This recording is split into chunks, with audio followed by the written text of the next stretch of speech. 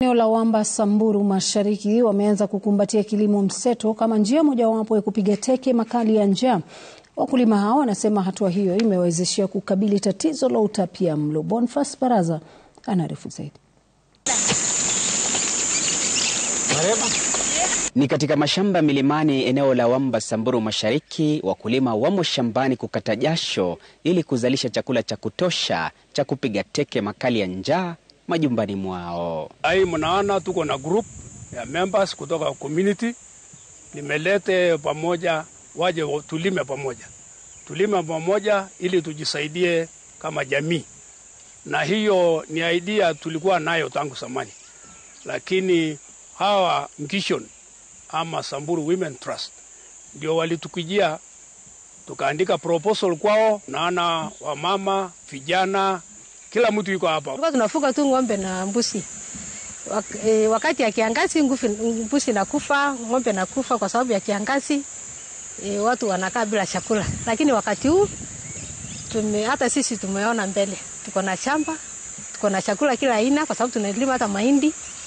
Unapata mahindi kwa season nyingine unaweka, chakula inakuwa tele. Asilimia kubwa ya wakazi wa kaunti ya Samburu ni wafugaji, na wanapokumbatia kilimo mbadala cha uzalishaji chakula ili kujihakikishia chakula cha kutosha majumbani mwao, wameungama kwamba kilimo hichi kimebadili maisha yao kwa pakubwa. Hao mama bado watanunua mbuzi tu, kwa sababu wakiuza hiyo melon watainvest tena kununua mbuzi. Kwa hivyo hata hii ndio itapatia hao mbuzi wengi, kwa sababu tulikuwa tunataka tu one goat, lakini baada ya hii in 2.5 months utaona watanunua mbuzi hata 2 ama zaidi na watajiendelesha.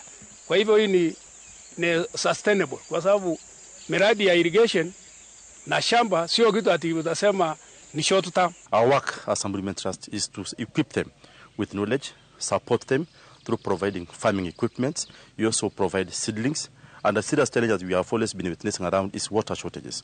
And therefore, we have also been supporting efforts to ensure that communities access water through providing storage tanks and also supporting the local communities harvest water. Wakulima hawa wanaposhabikia kilimo chao wamefichua utumizi wa samadi kama mbolea kuwa siri ya ufanisi wa kilimo chao. Angalia tukaona watoto wanapata kwa choko.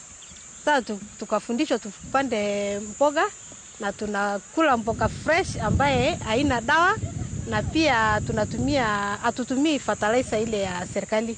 Tunatumia mbolea ya mbuzi, ya ng'ombe, na chakula inatoka smart vile mnaona. Wakulima hawa wanapopiga teke ufugaji wa mifugo na kukumbatia kilimo cha unyunyizaji maji mashamba, wametoa wito kwa wafugaji wengine kutoka kaunti hii kukumbatia uzalishaji chakula.